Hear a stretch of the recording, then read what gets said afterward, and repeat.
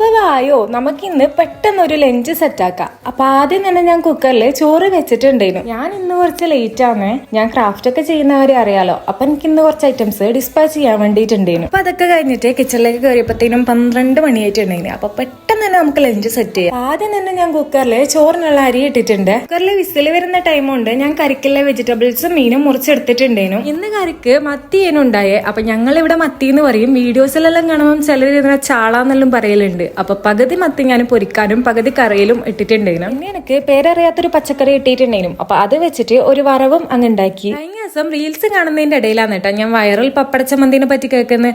അപ്പൊ തൊട്ടേ കൊതിയേനും അതും അങ്ങനെ ഉണ്ടാക്കിയിട്ടുണ്ട്. എല്ലാ ലഞ്ച് സെറ്റ് ചെയ്യുന്ന വീഡിയോയിലും പപ്പടം കാണാട്ടാ. ഇന്നത്തെ വീഡിയോയില് പപ്പടം ഇല്ല, പകരം പപ്പട ചമ്മന്തി വെച്ചിട്ടുണ്ട്. മീൻ പൊരിച്ചതുണ്ടേനും മീൻ കറി ഉണ്ടേനും വറവ് ഉണ്ടേനും പിന്നെ നമ്മളെ നാരങ്ങപ്പൂളും കൂടി ഉണ്ടേനും. ഇതെല്ലാം കൂടി കൂട്ടി കൊഴിച്ചൊരു പിടി പിടിച്ചാണ്ടല്ല